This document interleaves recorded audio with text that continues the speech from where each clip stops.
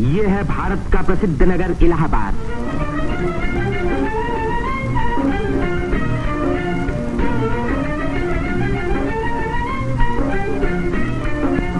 यहीं पहल उत्तर प्रदेश में एक विश्वविद्यालय की स्थापना हुई। इसी वजह से ये नगर उत्तर प्रदेश की शिक्षा और सभ्यता का केंद्र माना जाता है। पंडित मदन मोहन मालवीय, पंडित गोविंद वल्लभ पंत और अनेक प्रतिभाशाली व्यक्ति इसी विश्वविद्यालय की देन हैं, जिन पर आज देश को गर्व है।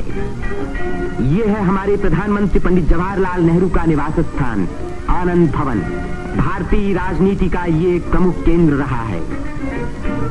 इस नगर को तीर्थराज प्रयाग भी कहते हैं। यहीं गंगा और जमुना का संगम है। इसी संगम में गुप्त सरस्वती नदी भी आकर मिलती है। इसीलिए इस स्थान को त्रिवेणी संगम कहा जाता है। त्रिवेणी बहुत पुराने जमाने से भारत का एक पवित्र स्थान माना जाता है।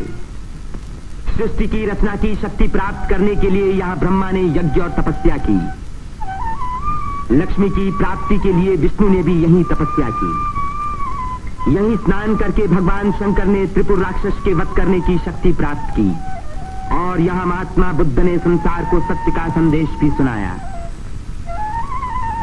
समुद्र मंथन के बाद जयंत के अमृत का घड़ा लेकर जाते समय एक अमृत कण छलक कर यहाँ गिरा और तभी से इस स्थान पर कुंभ मेले का महान पर्व आरंभ हुआ।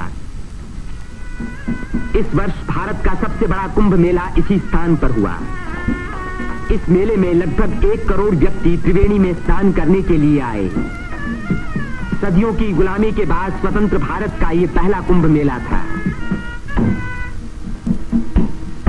त्रिवेणी में स्नान करके तन, मन और आत्मा को शुद्ध करने के लिए ही यात्री यहाँ आते हैं। योगी और सन्यासी, गरीब और अमीर सभी प्रकार के लोग यहाँ इकट्ठे होते हैं। कुंभ मेले के मौके पर देश के नर नारी एक दूसरे के धार्मिक विचारों से परिचित होते हैं।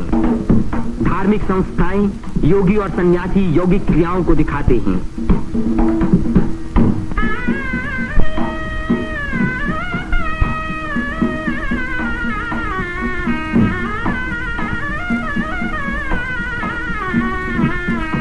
धार्मिक विचारों पर तर्क वितर्क होते हैं और देश के गौरवपूर्ण प्राचीन रहस्यों का उद्घाटन होता है। यहाँ के सुंदर दृश्य प्राचीन भारत की महत्ता की याद दिलाते हैं।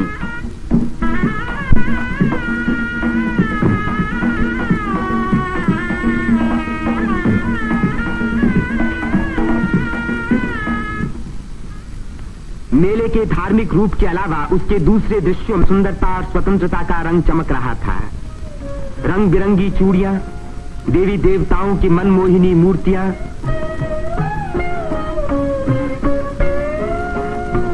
हरी जपन की मालाएं, सिंदूर और चंदन के ढेर, औरतों के साज श्रृंगार, बच्चों के खेल खिलौने, लाल बुजक्कड़ मिट्ठू मियां।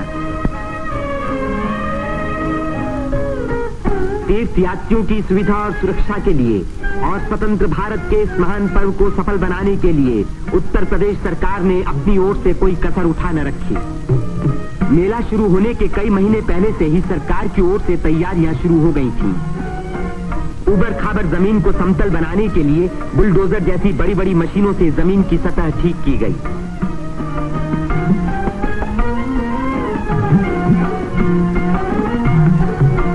गंगा जी ने अपना किनारा 15 से 30 फुट गहरा काट दिया था, जिसके कारण यहाँ स्नान करना असंभव था।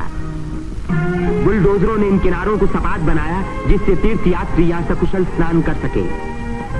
जिस काम को 1000 आदमी 3 महीने में खत्म नहीं कर सकते थे, उसी को 6 बुलडोजरों ने 15 दिन में पूरा कर दिखाया।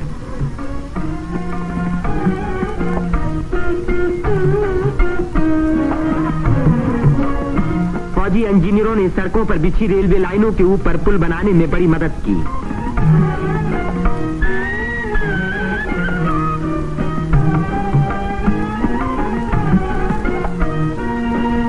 इससे रेलों के आने जाने के समय भीड़ सड़कों पर कभी न रुकी, बल्कि लगातार त्रिवेणी की ओर बढ़ती रही।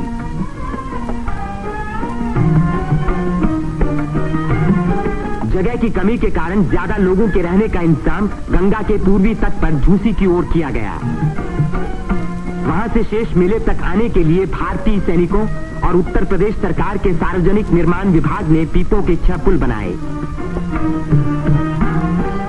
कुंभ मेले के इतिहास में यह पहला मौका था जबकि यहां बिजली लगी। 1000 बिजली के खंभे लगाए गए, जिनके लिए 160 मील से अधिक लंबी तार लाइन इस्तेमाल हुई। उत्तर प्रदेश के स्वास्थ्य विभाग ने यहां सफाई का बड़ा अच्छा बंदोबस्त किया।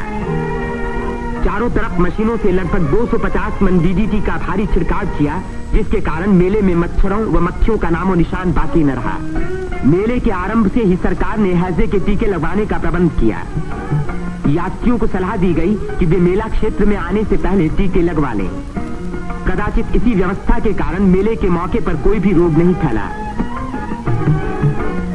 इतनी भारी भीड़ भाड़ के मौके पर आमतौर से दुर्घटनाएं हो जाया करती हैं। इन दुर्घटनाओं का सामना करने के लिए उत्तर प्रदेश सरकार ने चिकित्सा एवं स्वास्थ्य विभाग की एम्बुलेंस गाड़ियों से घायल और बीमार यात्रियों को तुरंत अस्पताल पहुंचाने का पूरा प्रबंध किया। 9 अस्थायी अस्पताल डेरों में खोले गए, जिनमें 228 रोगियों को रखने का इंतजाम था। गरीब रोगियों को खाना मुफ्त में दिया गया। राशनिंग विभाग ने यात्रियों की सुविधा के लिए यहां आटा, शक्कर, मिट्टी का तेल और अन्य जरूरी सामान का भारी स्टॉक जमा किया, जिससे इन चीजों की कीमतें न बढ़ पाईं। इसी प्रबंध के कारण हर व्यक्ति को सस्ते मूल्य पर अपनी इच्छा का खाना मिल सका।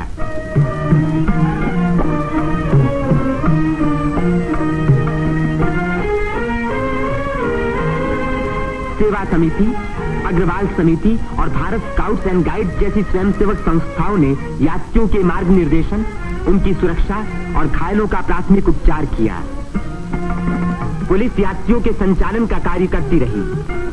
आने जाने के लिए अलग रास्ते रखे गए। भीड़ को काबू में रखने के लिए चलते फिरते वायरलेस सेटों का इस्तेमाल किया गया।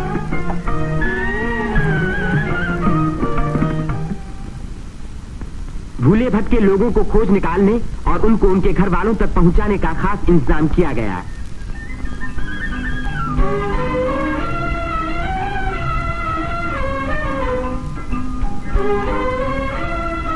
मेले में लाउड स्पीकरों का एक जाल बिछा दिया गया, जिससे भटके हुए लोगों का नाम पुकार पुकार कर उनको एक स्थान पर इकट्ठा किया गया। मेले के आरंभ होते ही उत्तर प्रदेश के मुख्यमंत्री पंडित गोविंद वल्लभ पंत ने मेले के बंदोबस्त का मुआयना किया। इस तीर्थ स्थान पर जमा हुए लाखों मेहमानों के सुख सुविधा की उन्हें बड़ी चिंता थी।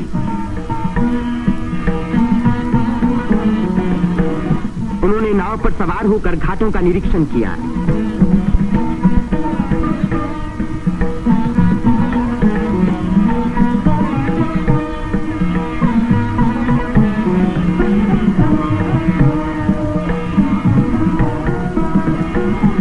उन्होंने पीपे के पुलों को भी देखा। ये अखाड़ा जो ऐसे ही एक पुल को पार कर रहा है, पुल की मजबूती का सबूत है।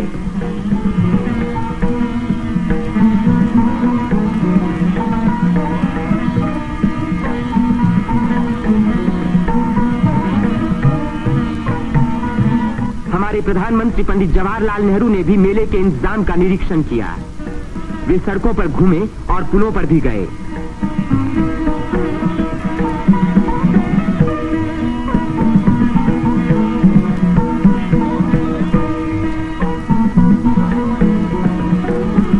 उन्होंने अन्य स्थानों को भी देखा भाला।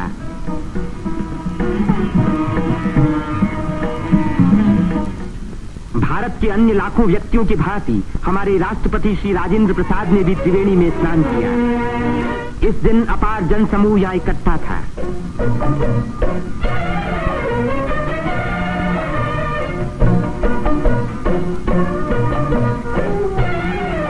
हर घाट पर लोगों की भीड़ स्नान कर रही थी। उसमें नया जोश था और नई उम्मीदें थीं।